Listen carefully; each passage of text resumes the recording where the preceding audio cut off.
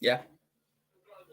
Morning. How are we all? Or afternoon or evening, wherever you are in the world. I know Americans are going to be asleep right now, so they'll probably catch the replay. My name's Deval, and I'm here to end your week on a high, shall I say, with the topic we're going to be discussing today. Now, she's called Hilda Kalap. I think I've said that right. Is it Kalap? Yep. She has literally travelled over 50 countries to erase the stigma of what she's doing because she's passionate, which we're going to get into. And I thought we'd add on and discuss the stigma surrounding bullying and also body confidence, which I've not covered across before. So please share this in awareness and subscribe to us if you can. And we will see you in about 30 seconds.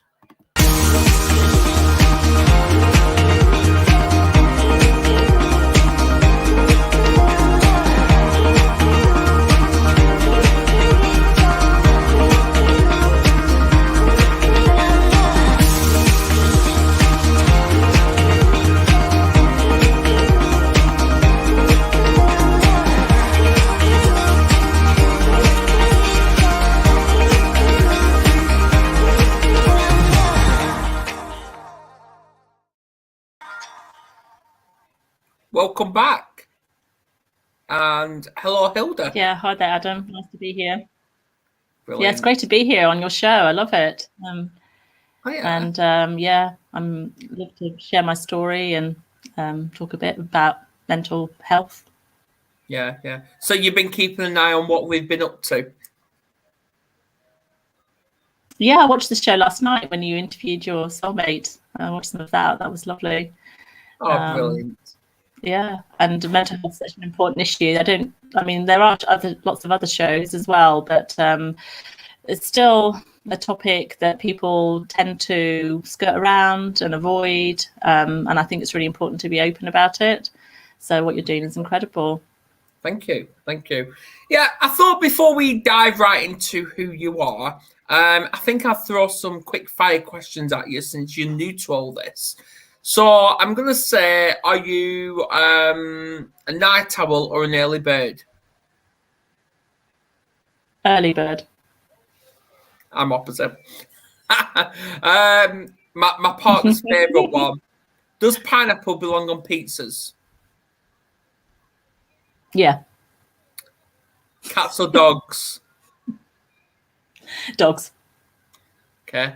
Are you indoor or outdoor person? Outdoor. Outdoor. Yes. Yeah. And when's your favourite time of the year? Whether it's Halloween, New Year, Christmas, what? I like autumn. I love the autumn. Beautiful time when the leaves are falling and you get all those bright colours and the change. I love that. Absolutely. Yeah, and I thought last one I'm gonna say tea or coffee. Tea. I don't drink coffee anymore. I get too hyper. I used to drink 5 cups of coffee every day and with 2 teaspoons of sugar. Can't do it anymore. Yeah. Well, I'm drinking tea at the minute in the Mental Health Warriors mug. So, yeah, there you go. We've already got a comment. Great show, Adam. That's our Facebook user. Clearly, they're in the Mental Health Warriors group. Please identify yourself, and that's for any other comments as well. Because obviously, clearly the group's not registered with StreamYard. So, first question.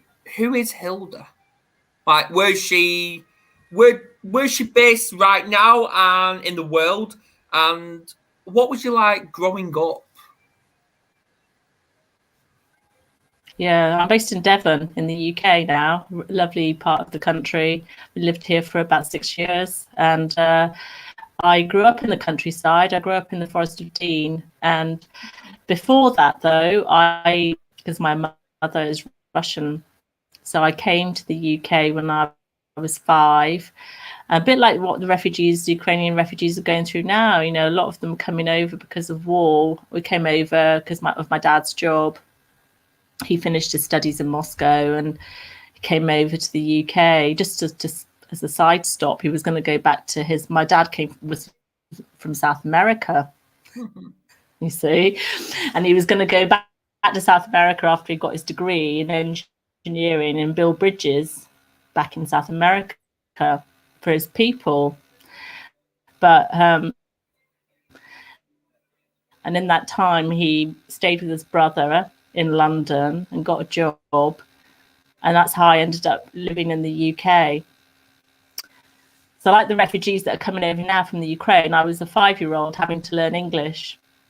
And from being a very talkative, you know, almost, I was a bit of a wanting to be on the stage kind of kid, always chatting, I suddenly was mute because I couldn't speak the language. And I thought the other children were having a joke on me and they were just going to come back into speaking my language any minute. And I was just waiting for them, you know, any minute now you're going to speak my language. And they just always looked shocked when I talked because we just couldn't understand each other. It took me about 6 months to learn English.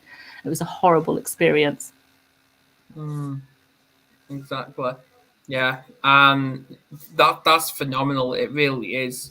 Obviously, we've got Canada tuned in tonight. Robert Brooker live on YouTube. He says, I wondered why my phone was going off at 5 a.m. Well, there you go. Now you know. Yeah. So, do you think when you was in this refugee camp, do you think people practically taking advantage the fact that you couldn't speak English? Is that when all the bullying? Would you brand that as bullying? And if so, is that when it all started? So we came over, my father came over first, found a house, and then my mum and my brother and me came over 18 months later. It took ages to get out of Moscow because it was the height of the Cold War and all the paperwork, even though my parents were married and my dad had a British passport. And we ended up in a small little 2-bedroomed house in the middle of near the Forest of Dean, and we were the only brown family in this community. So we were already outsiders. And not speaking the language made it really difficult. And basically, we were isolated. There was no support, no real bus services, you know. And my mum took 20 years to learn English. So we didn't really assimilate very much into the community. And at school, my brother and I were called Russian spies because of the fact that there was a war between the UK and Russia. So we were called Russian spies. Right. And we didn't really understand why they were calling us that, because we just wanted to be friends, you know. We just wanted to get accepted. But it's really hard when you're like the only brown family in the school and you speak a different language, and the language happens to be Russian. So that's when the kind of outsider thing started. And then my dad got really, really frustrated with life in the UK because he was very bright and he didn't get paid very much, because in those days, if you complained, like if you were brown, you considered just that you're lucky to get a job mate sort of attitude. So we've given you a job, and even though you get pittance for your job, even though you've got your master's degree in civil engineering, you put up with it because you're going to be the first one out if you dare to, you know, ask for a promotion, or if you dare to, you know, because you're brown, basically, and we can do whatever we want, you know. So my dad got really frustrated and he started drinking more, and we went from having my family, my grandparents, or my cousins, you know, like a big family, to just being isolated. And then I wasn't bullied in school, but my brother was, and the teachers didn't know how to deal with it at all. So my mum used to come in every day in the school, and she used to stand there in the school playground and protect my brother from being hit by the other kids. And she did that for a few weeks, and they stopped doing it because they were so embarrassed by her standing there stopping them. But I find that, you know, a lot of schools are terrible at dealing with bullying. They've got no clue how to deal with it. They really don't. I totally sympathise with that, because obviously I was bullied growing up myself.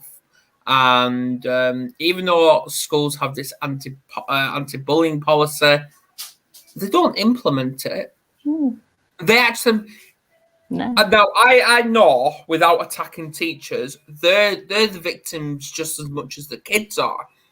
And yeah, fair enough. There's some good teachers, some crap teachers out there, but the biggest mistake they can do is let it go and just talk to the bullies themselves, saying leave that child alone, because that just escalates the situation. Yeah. And the children kind of lose respect for the teachers because they're not taking that adult role. You know, they're kind of my kids went to a school where there were two boys who were, one was bullying the other, and the teacher just left the bully in the same room as the other boy and said, you sort it out between you. And luckily the parents of the boy that was being bullied took him out and put him in another school where he's now thriving and he's doing really well, you know. But yes, I mean, and so anyway, so what happened was my dad got really frustrated, and so he started then taking it out on the family, his frustration. So he started hitting my mum, and we were witnessing all this. And then when I was about 11, I wanted to leave home by the time I was about 11 because I got so fed up with my parents' domestic violence, you see, and witnessing it. So I applied to go to an all-girls boarding school to get away from my parents. So I took the entrance exam to get into this girls' boarding school. My dad said, oh, I'll help you with it, you know, to pass the exam, because he was very bright. So my English was good, but my maths was terrible. And I didn't know it, but I had dyscalculia. And in those days, they didn't I don't think they even diagnose it properly now, you know, dyscalculia, do they? They don't really understand the diagnosis. They're pretty good at dyslexia these days. So anyway, I just couldn't understand maths. So he started giving me this tuition to get me through the exam. And then because my dad was an engineer, he was really good at maths. So the stuff that I was doing, he could do in his, you know, mental arithmetic, basically. And I was really struggling. So then he got really frustrated with me and was like, oh, my God, I've got a dunce for a child, you know. And he was like, started to heap on this shame on me for not being very bright, which I was bright, but I just couldn't do maths.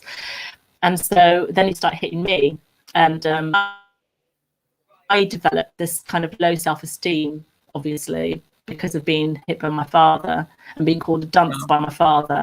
And I failed the exam because I was so stressed out by the time the exam came round. And I ended up going to, I ended up going to a secondary school opposite the primary school. And one of the people that went to the same school as me is J.K. Rowling. So I didn't do too badly in a way.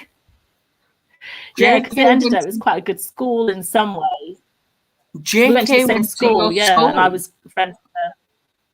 Wow. Yeah, well, I went to her school, whatever. And her sister, she's got a younger sister, was one of my friends at school.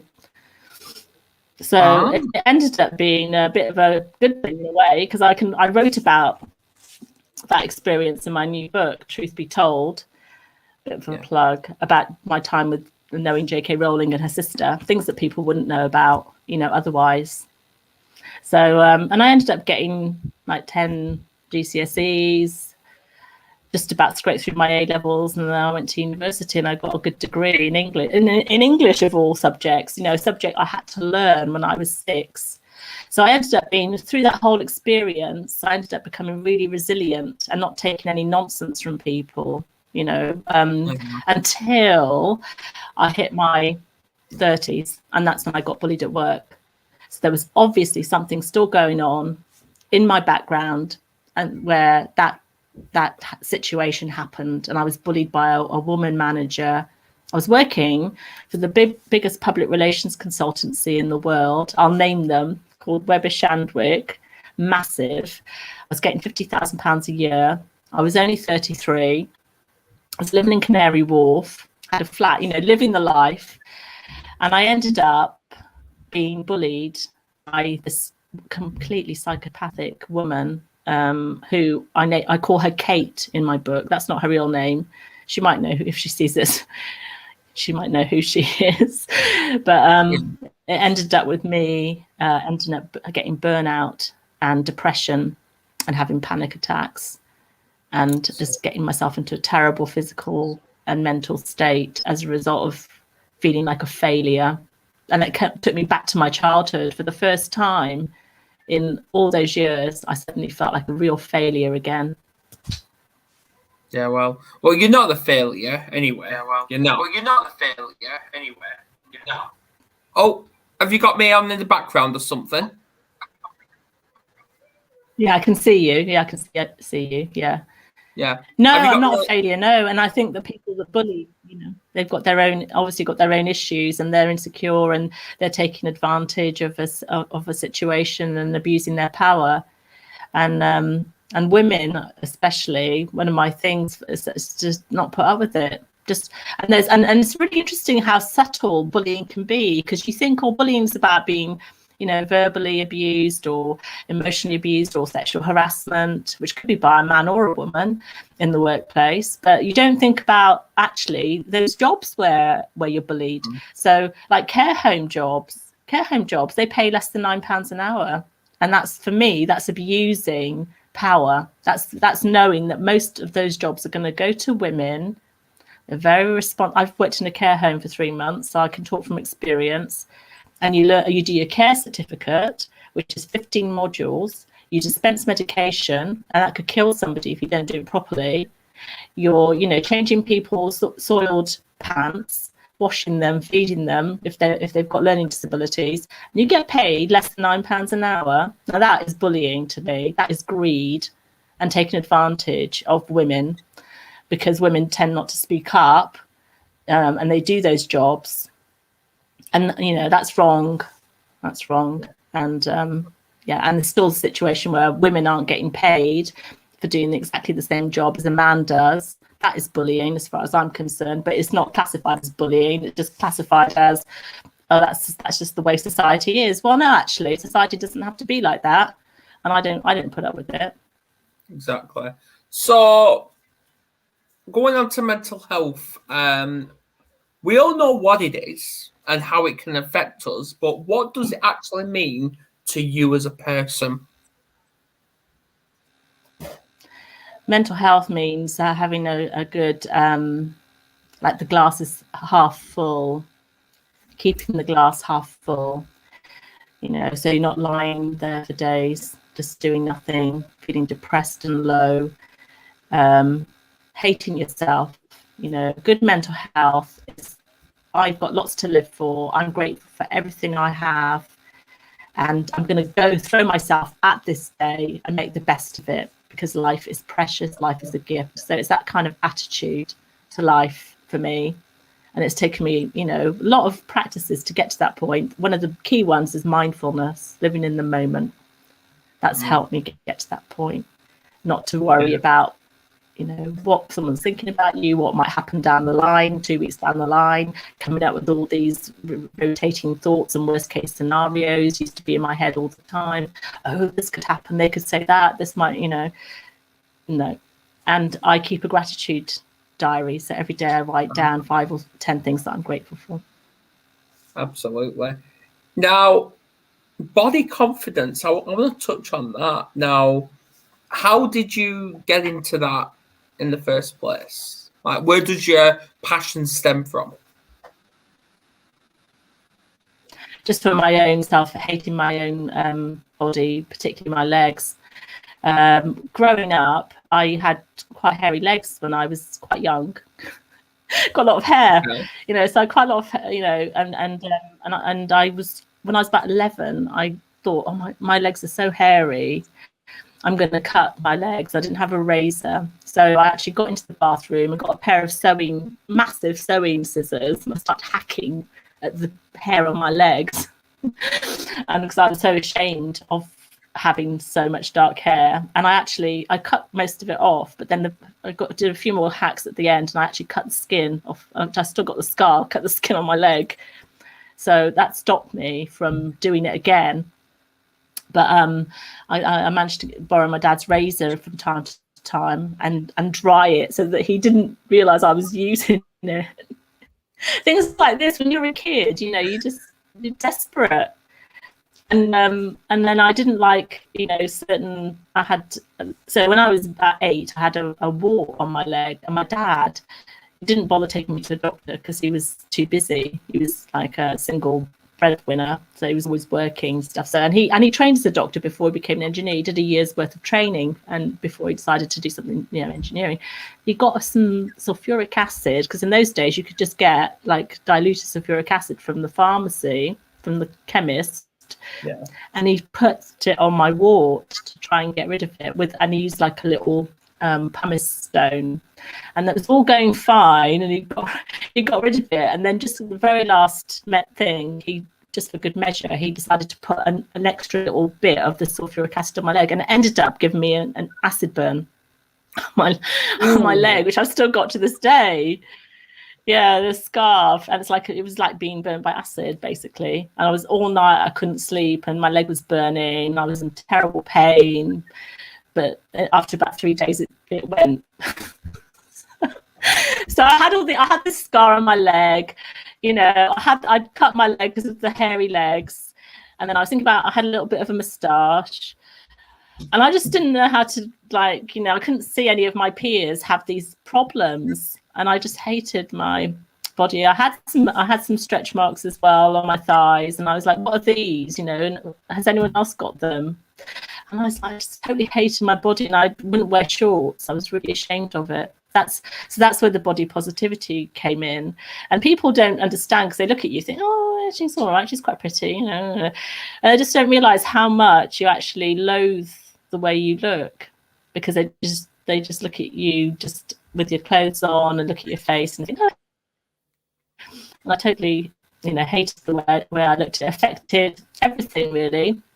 Affected what clothes I wore, what leisure activities I did, what kind of jobs I applied for. I always used to wear those really thick tights. I didn't have the confidence to work in a consultancy, because in the consultancies, a lot of the women are expected to wear those little twin-piece suits, and like really, show off their figures, and I just couldn't stand that. So it was all really horrible, really. It took me a long time to come to terms with and accept myself, like right up until it was when I had children. I thought, oh my God, my body is capable of doing this, having a baby. And then I really saw it in a different way. Yeah, absolutely. Let's talk about that then. Like going from hating yourself to thinking you're a failure to now deciding I'm going to have a child. What? Yeah. What was your reaction? So that was an uphill journey, because I had polycystic ovarian syndrome, and this brought on huge depression because I didn't know what it was. And I said, what can you do about it, to the doctor? And she said, nothing. So, nothing. You can't do anything at all about this. It's to do with insulin and the way it's regulated in the body. And I think, that explained a lot of the hairiness, because you get this hairiness, and your hormones are up and down, and so PCOS was partly behind it. And I just thought, but there's no solution to it. What do I like? There must be something I can do. Do I lose weight? But the doctor was like, oh no, you just have to live with it, and you have a very reduced chance of getting pregnant.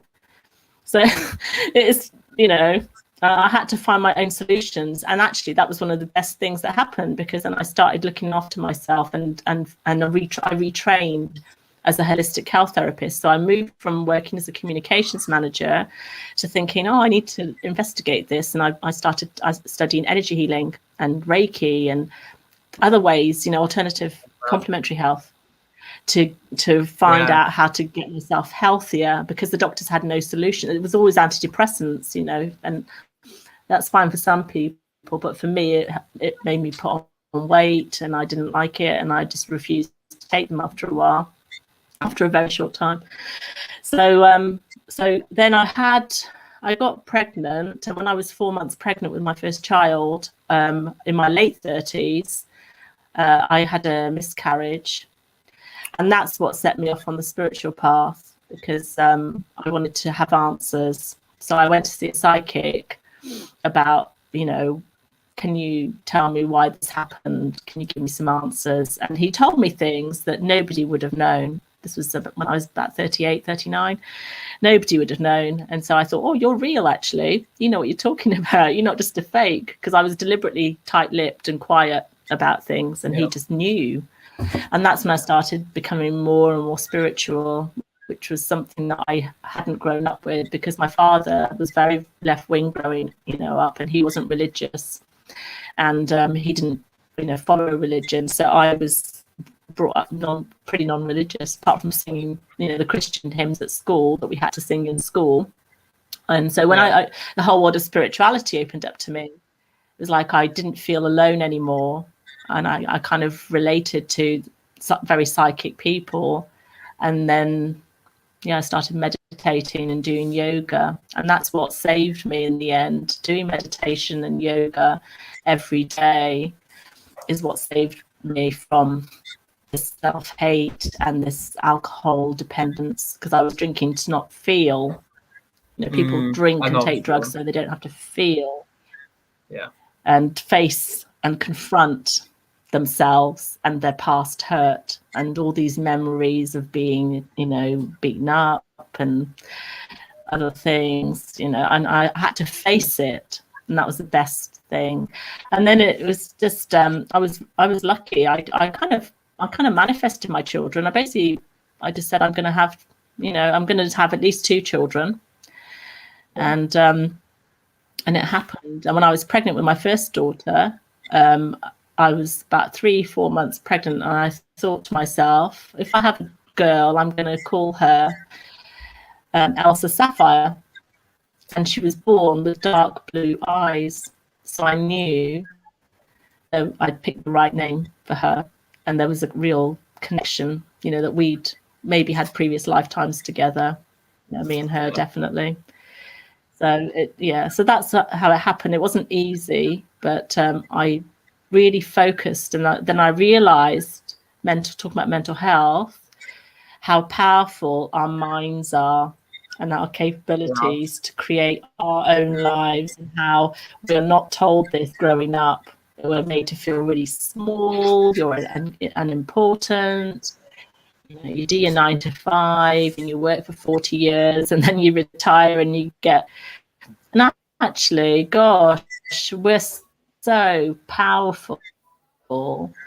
We can really just create the world, and that's what I think that's my passion more than anything, for people to understand just how powerful their thoughts and their emotions are. And if we all meditated for peace, and if we were all happy for each other and ourselves, and loved ourselves, accepted ourselves as we are, warts and all, the world would be completely different. Absolutely. Now, and we don't need governments. I'm not an anarchist exactly, but we don't need governments to rule us. We are powerful, sovereign beings. That's for another show. Let's not get into that, because I can say a lot of things about them. I can say a lot of things about them, but I'm not going to. But going back to now, obviously, I'm saying that negative can also be like feeling negative can actually benefit you. Why I say that is because if we're all positive at the same time, what kind of world are we actually living in? I think it's healthy to feel negative. A good world, a joyful world, a happy, high energy world. That's the kind of world that we would live in. Yeah. Although, when your baby's born, and often they're really like, they've got this beautiful smile, and it's just so pure. It'll be a bit of a world like that, And of course, babies cry, but it's because they've got needs. They've got their nappies, or they want food and whatever. But most of the time, their natural state is a happy state, and that's the world that we would have. Yeah, exactly. So, big question now. How do you think we can eradicate the stigma surrounding people bullying? Because I'm after people to come on the show that have been bullied, or if they've actually been a bully themselves. I'm after speaking to them. Mm. Yeah. Yeah, good. Yeah. So how do you eradicate bullying? How do you eradicate? I think if you're happy with yourself as a person, you've got no reason to want to bully someone else. You want to empower someone else, and that means doing the hard work, which is what a lot of people don't want to do. No. You know, there's like they want a quick fix. I want a quick fix. I just want to feel better, and I'll just, you know, I'll do a bit of exercise, or I'll do, you know, but you have to face your demons. You have to face all your shadows, because we all have a potential to be a bully, all of us. You're capable of it, and that it could be, you could be doing that, and knowing you're, you know, forgiving yourself. Actually, start forgiving yourself. I've done that. I've done given someone a hard time, but actually, I forgive myself and I forgive them, and we move on. And I think that's the crux of it. And I think a lot of people are really, they don't know how to forgive. You know, so many people hold on to a grudge, don't they? Yeah. I'm guilty of that. I'm guilty. I think we're all guilty of that. But I want to move on to your book now. But look at your dog. You know, your dog's not sitting in the corner, is it? And just saying, "No, I really don't like the way you tapped me on the head just now, and I'm going to hold a grudge against you for the next 5 days and have my paws folded." Your dog's basically like, "Oh, you know, you tapped me on the head like that, and it wasn't very nice, but I'm moving on." Exactly. So moving on to your book now, obviously you spoke about going into school with JK, which I need to know, are you still in touch with her? I know, but what she's now embroiled in is interesting, isn't it? About the transgender issues. I'm not in touch with her, no. I think she's amazing. She's still an inspiration to me, and if it wasn't for her, I wouldn't have written the book in the first place. Yeah. So where can people find you and find your book? It's all on my website, which is limitlessalchemist.com, or on Amazon. I did think about other options, but it seems the best option at the moment for selling my books. So there's 4 books I've written, and this is the 4th one. It's the first adults, the other ones are picture books, and it chronicles all of the things I've mentioned, you know, about body positivity and being not a refugee exactly, but a displaced person coming here at 5. And I want to give people hope that they're not alone. They can get through all the difficult things in life.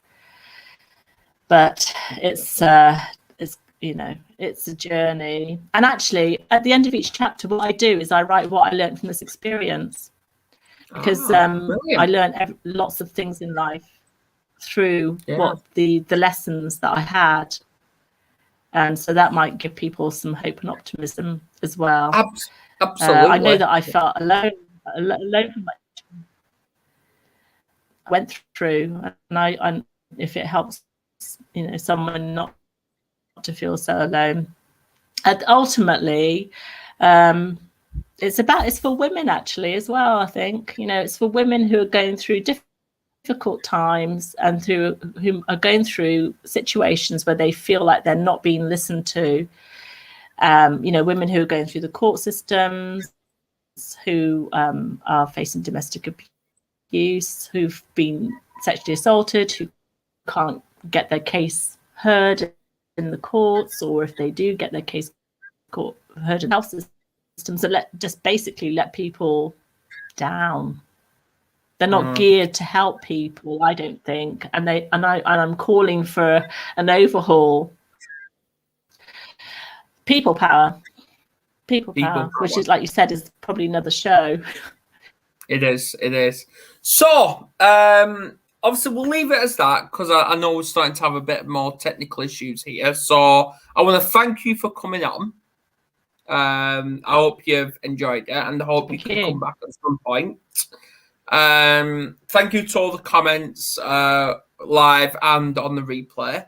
We love you all. Please share this in awareness as well. And also, we've started asking if people can leave reviews on the Mental Health Warriors Facebook page to see how we're actually getting on, if we can improve in any way, and go from there. So yeah, we'll see you again. We're gonna end this now, and look out for the TV guide over the weekend, because next week we've got a powerful week. So I'll let you go, and thanks again. See you in a bit.